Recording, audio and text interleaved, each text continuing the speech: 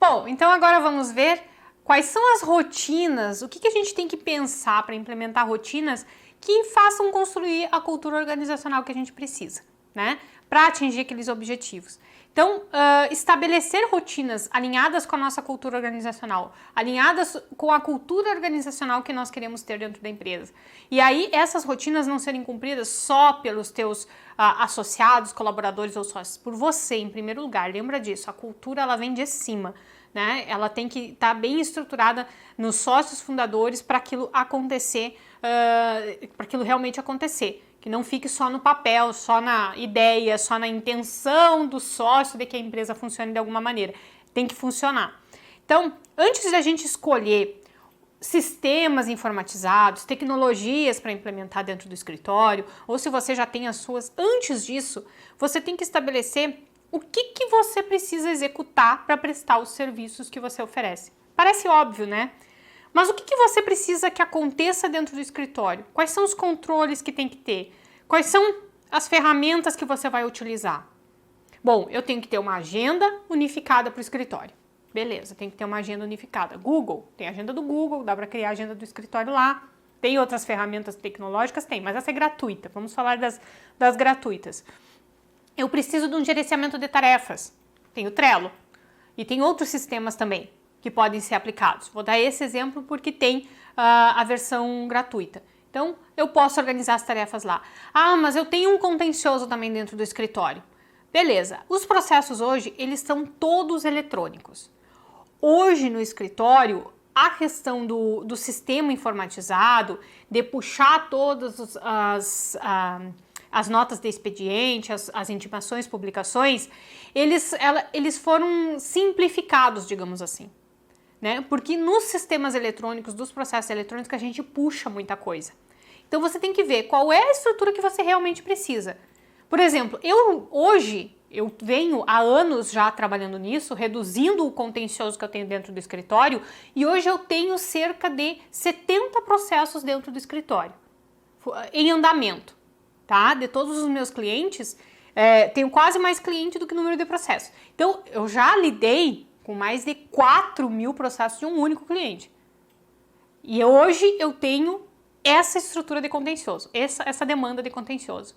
Então, a minha demanda por um sistema informatizado para gerenciamento desses processos é muito menor do que quem tem um contencioso maior que o meu. Um contencioso de 500, 600, 1.000, 2, 3, 4, 5.000 processos. 5.000 processos você tem que ter um puto sistema. Agora, eu, por exemplo, hoje eu não estou usando nenhum. Eu estou usando os sistemas dos próprios processos eletrônicos. E eu consigo gerenciar isso com a participação de mais uma pessoa. É uma forma de organizar. Tá? Então, você tem que ver o que você realmente precisa tecnologicamente falando. Eu preciso muito mais do Trello, de um gerenciamento de tarefas, do que de um sistema de gerenciamento de processos. Porque eu tenho muito mais extrajudicial do que contencioso. Muito mais consultivo do que contencioso.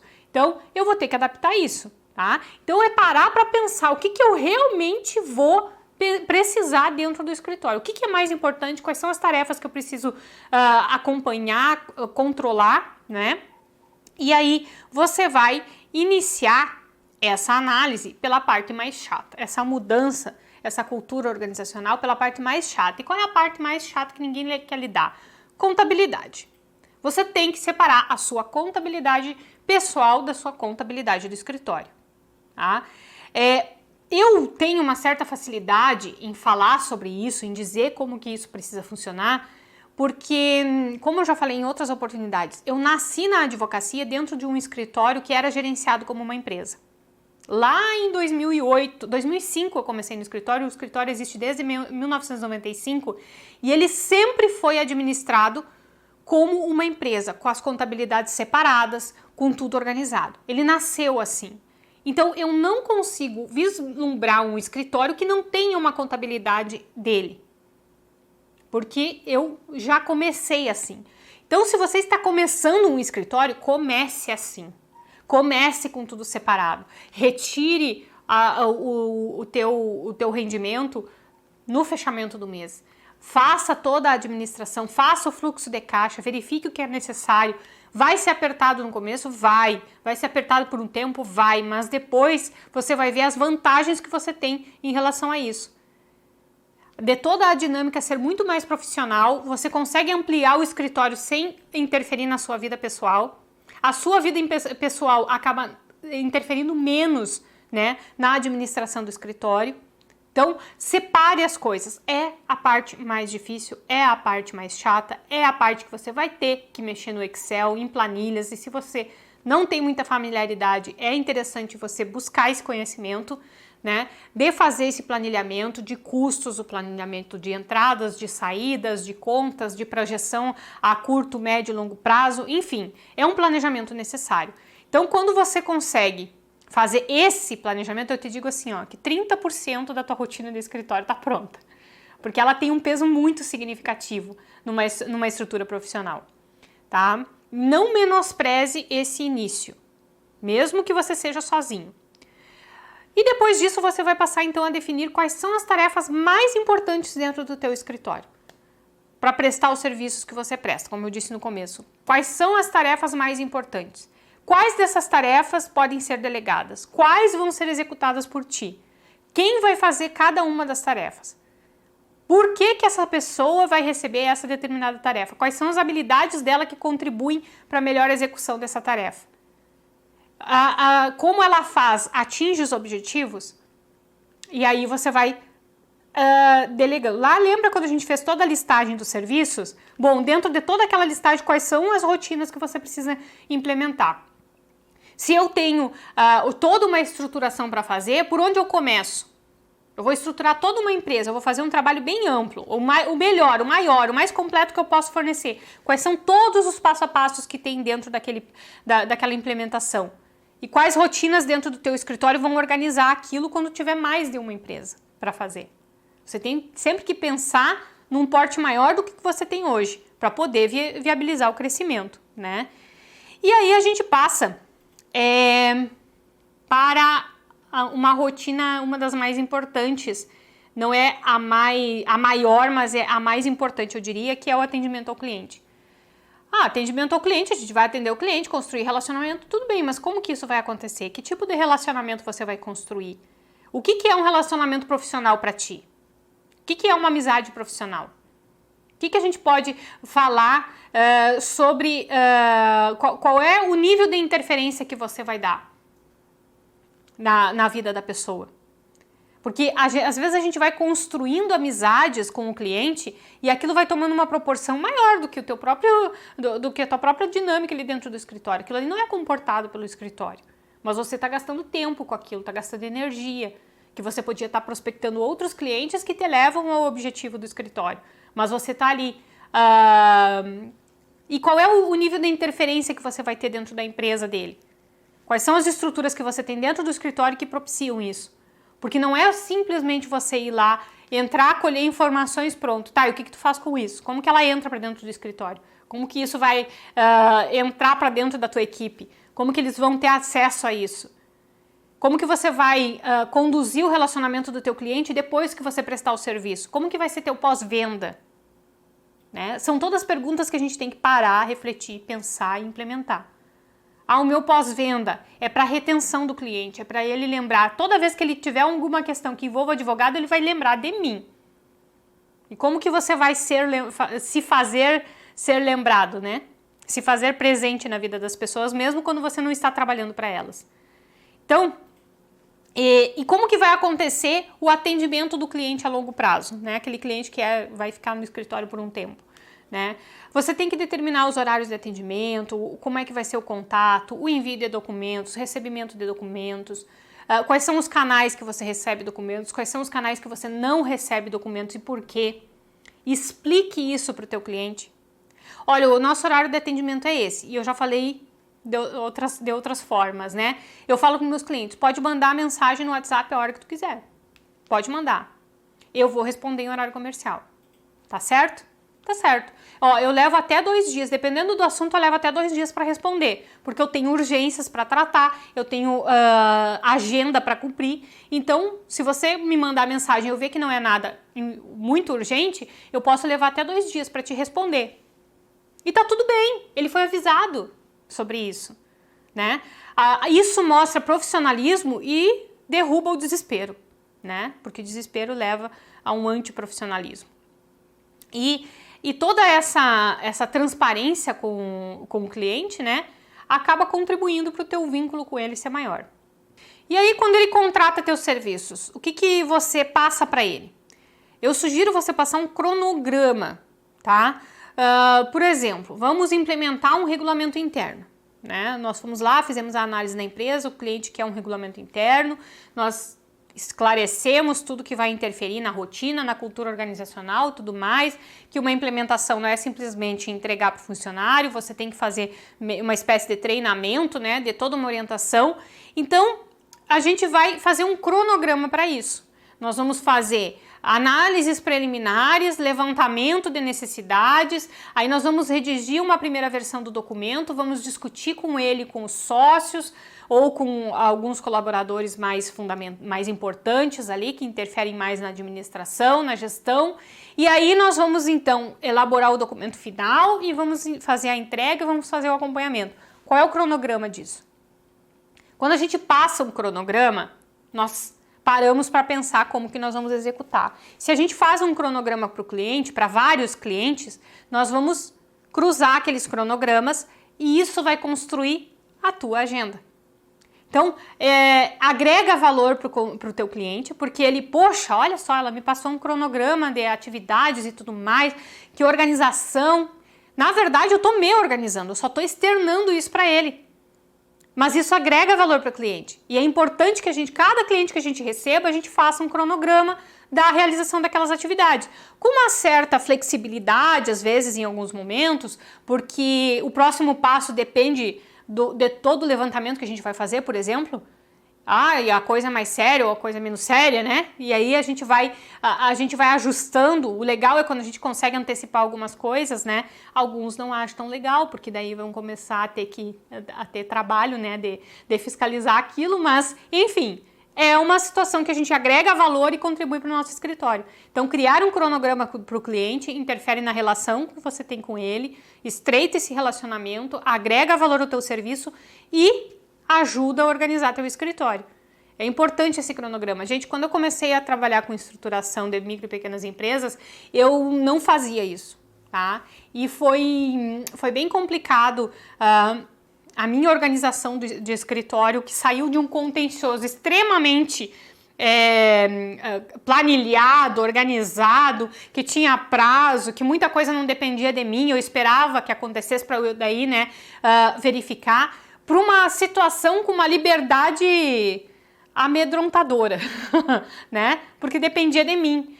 E aí eu vivi dois momentos, aquele momento de extrema preocupação e afobação e querer fazer tudo ao mesmo tempo, e outro momento que eu acabava me perdendo, o que eu vou fazer agora e tal com o cliente e tal, e deixava meu cliente no vácuo.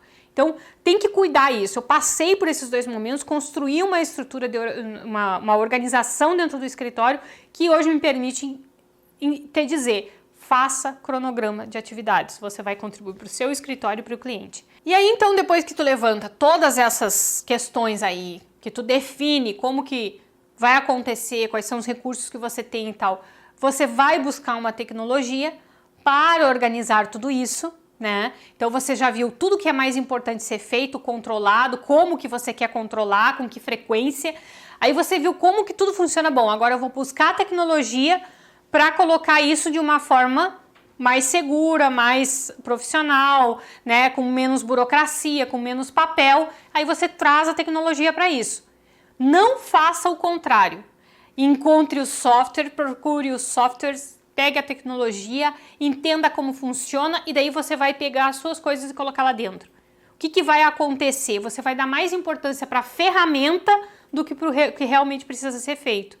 E aí as pessoas ficam com aquele cacuete, né? De toda hora tá colocando mais tecnologia, porque não conseguem vivenciar a organização. Por quê? Porque eles estão dando mais importância para a ferramenta do que para o que precisa ser feito. Então, assim, se no começo tiver que ser no caderno anotado à mão, porque você tem mais segurança nisso, comece assim. E aí depois você vai colocando dentro dessas ferramentas. E aí você vai entendendo a lógica. Você precisa entender a lógica que tem que funcionar teu escritório para depois a tecnologia te ajudar nisso. E não o contrário, né? O que é mais importante? O que você pensa, as tuas ideias ou a caneta que você escreve, né? Então, primeiro o que precisa ser feito para depois a caneta que você vai escrever. E agora 2 assuntos que você precisa colocar na rotina do seu escritório. A primeira é como você vai prospectar clientes, como que vai ser o seu setor comercial, mesmo que seja você mesmo. Você tem que colocar dentro da sua rotina quais são os seus atos que você vai praticar para fazer a prospecção de cliente, para tudo que isso que a gente conversou nessa primeira fase do curso aconteça. Então, dentro dessa rotina, dessa estrutura, dessa cultura organizacional, qual é a sua cultura em relação à prospecção, em relação ao seu setor comercial, à sua estratégia comercial? E aí você vai criar rotinas de postagem, você vai criar rotinas de participação em grupos de network, você vai criar rotinas, implementar e vivenciar e colocar em prática. Então, essa é um dos pontos. O segundo ponto é como que você vai dar vazão às demandas que não são da sua especialidade. Você tem esse canal, essa forma de dar vazão dentro do teu escritório? Bom, eu sou advogada empresarial. Se chegar um caso de família de um cliente meu, extremamente complexo, eu não consigo fazer um divórcio extrajudicial, algo que eu consiga absorver. É algo realmente que precisaria de um profissional, de um especialista na área. Como que eu vou dar vazão a isso? Eu vou mandar ele procurar um advogado que ele queira? Ou eu vou ter um parceiro e vou trazer esse parceiro para dentro do escritório, apresentar e tratar e atender o cliente? Como que eu vou dar essa vazão? Então vocês lembram lá quando eu mostrei para vocês o canvas do meu escritório, que eu tenho parcerias chaves e estou procurando outras? Então aqui você tem que construir qual é esse canal que você vai dar vazão para essas necessidades do teu escritório. Porque não dar vazão a essas necessidades, ele fragiliza o seu marketing, fragiliza a sua estratégia comercial. Porque hora você atende, hora você não atende. Hora você é útil, hora você não é útil. Então a tua imagem ela tem que ser sempre construída no sentido de que você resolve, seja você mesmo ou seja um parceiro seu. Mas a pessoa, o cliente, ele tem que ter aquela imagem, poxa, a Raquel, se eu tiver esse problema, a Raquel vai conseguir me ajudar. O fulano vai conseguir me ajudar, né? Eu vou procurar ele, é que nem médico, né? A gente tem sempre aquele médico, mulheres geralmente com ginecologista, a gente sempre se socorre a ele. Eu tô com um problema, me indica um médico. A gente tem que ser aquele ponto de referência no jurídico. Então, pode não ser minha especialidade, mas eu sei que eu indico. Tenho muito cliente que ele vem me perguntar, Raquel, eu sei que não é a tua especialidade, mas eu tô com uma questão assim, assim, assim. Eu digo, não, pode ficar tranquilo, eu vou encontrar alguém que possa te ajudar e que seja de confiança, enfim, né, porque a pessoa geralmente preza por isso, né, uma relação de confiança com o advogado, então eu sempre dou vazão, eu nunca deixo a pessoa sair do escritório sem uma resposta. E aí quando a gente vai para o nosso nicho de atuação, que são empresas, né, micro e pequenas empresas, e a nossa forma de atuação consultiva e extrajudicial, tem algumas práticas que são muito valorizadas pelo mundo empresarial. E aqui então vai algumas dicas para te construir a tua visão sobre o nicho empresarial. A agilidade nos procedimentos e no atendimento. Cara, não é pressa. Não é fazer as coisas com pressa, não é fazer as coisas correndo. É agilidade. O que é agilidade? Seja o que você precisa fazer, demorar ou não demorar, vai resolver. Isso é transparecer agilidade. Olha, eu viro para o cliente e digo, olha, a gente pode resolver isso. Não vai ser rápido, mas tem solução. E aqui está um cronograma de atuação. E aí você vai cumprir aquele cronograma. É uma forma de agilidade, porque você vai entregar uma solução. Mas você tem que ter aquilo pronto, a resposta tem que ser rápida. Tem que estar pronta para o cliente. Então você já construiu todo o teu escritório, toda a tua estrutura. Ele chega com as questões, não vai ser resolvido da noite para o dia. Não vamos fazer na pressa, mas vamos ter a agilidade suficiente para terminar o quanto antes, para resolver o quanto antes. Então, se você está em constante movimento, seguindo aquele objetivo junto com o cliente, não fazendo na pressa, isso também vai ser um sinônimo de agilidade. Comunicação clara e objetiva. E aí vai, né, o nosso juridiquês pelo ralo. Por favor, deixe ele ir, né? Não se apegue a ele. A gente não demonstra a nossa qualidade dos nossos serviços e as nossas habilidades falando uma linguagem extremamente técnica, juridicamente técnica, né? Que a gente chama de juridiquês. A gente tem que ser claro e objetivo. Ah, eu sou assessora de uma empresa, beleza. Daí ele me manda uma pergunta sobre uma questão. Olha, eu tô com uma funcionária aqui e a gente tá pensando em mudar o horário de trabalho dela. Eu posso mudar? Qual é o documento que eu tenho que fazer? Aí você vai responder. E aí você começa, olha, segundo a jurisprudência, segundo a lei, papapá, e faz um parecer jurídico. Nota 0. Não dá para ser assim. Nós não podemos, cada consulta do cliente, responder com um parecer jurídico, gente. A gente tem que ser claro, tem que ser objetivo, tem que dar a resposta que ele precisa. Dá a resposta, aí você diz, olha, eu tenho aqui o embasamento todo legal, a resposta é essa e se você quiser, eu posso te fornecer o parecer. Nunca me pedem. Não precisa, se tu tá dizendo, tá tudo certo.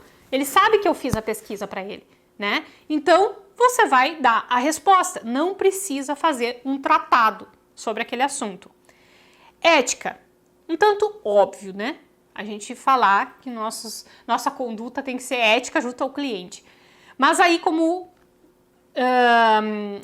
sempre, a gente tem que dar uma extrapolada nesse conceito. Não de não ser ético, mas extrapolar a ética no sentido de que fazer as coisas certas, nas horas certas, não fazer nada errado, é ético, lógico. Não abrir para os outros a estratégia comercial da empresa, sim, é uma parte que compõe a ética importantíssima para o mundo empresarial. Mas principalmente fazer o teu melhor para aquele cliente. O melhor serviço que você pode prestar. Isso é ser ético.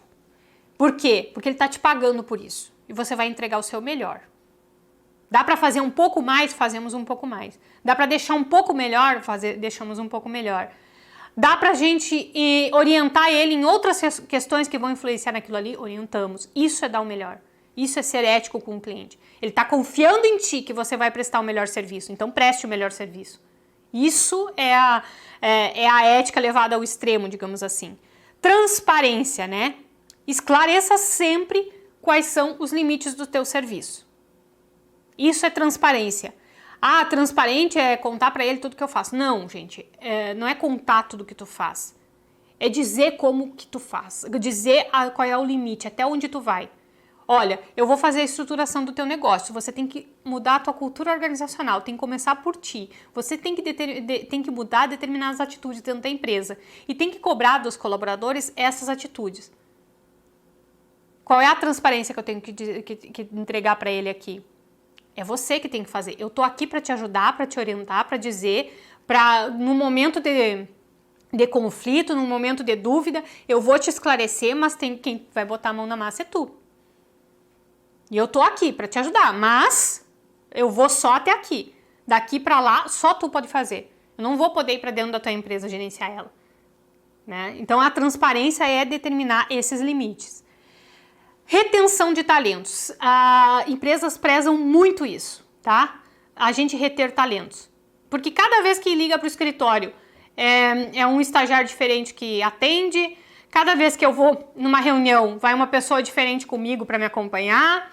Ou seja, eu tenho uma rotatividade de estagiário, eu tenho uma rotatividade de funcionário, de parceiros.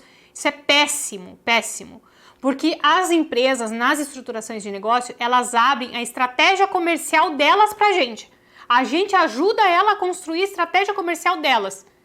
E aí você vai ter uma grande rotatividade de funcionário que tá lá sabendo de tudo que tá acontecendo e sai falando para todo mundo. Primeiro ponto. Segundo ponto. Bom, você tem que ter competência para contratar os seus colaboradores, os seus estagiários, fazer as suas sociedades. Então, o mínimo é que aquilo dure por um tempo, se você contratou as pessoas certas. E isso é transparecer profissionalismo também, né? Então, reter os talentos no sentido de que você escolheu bem a pessoa certa para fazer o que você faz, o serviço que você presta para a empresa. Então, se você escolheu a pessoa certa, ela vai permanecer. Você tem que permanecer com ela. Agora, essa rotatividade, ela transparece o quê? Que você não sabe contratar, que você não sabe avaliar, como é que você vai avaliar a empresa dele, né? Tecnologia de ponta a ponta. Isso é uma coisa que cada vez mais as empresas elas têm exigido do escritório de advocacia, né? Ela tem essa facilidade de utilizar a tecnologia para se comunicar com o escritório, para enviar documentos, para assinar documentos, né? Então, essa tecnologia ela tem que ser vivenciada, né? Mas como eu disse antes, primeiro você define o que você precisa, depois você busca a tecnologia certa, né? E faz aquilo acontecer. Tem que ser aquela tecnologia útil mesmo. Então, por exemplo, eu uso a DocuSign para assinar documentos. Assinei um contrato que tinha gente do Nordeste, no Rio Grande do Sul, Porto Alegre, interior, e todo mundo assinou. Agora vou fazer uma outra estruturação que o sócio não está presente, mas ele vai conseguir acompanhar também, por causa da utilização da tecnologia. E agora na pandemia a gente acelerou bastante isso, né? A utilização dessas tecnologias, então use e abuse, tá? E nas duas próximas aulas, então, a gente vai falar sobre o Código de Conduta Ética e o Manual do Cliente. Então, nós vamos aí determinar o interno, aquilo que a gente quer construir como cerne do negócio, e o externo, que é como a gente se relaciona com o cliente. E nós vamos, então, fechar essa primeira fase do curso.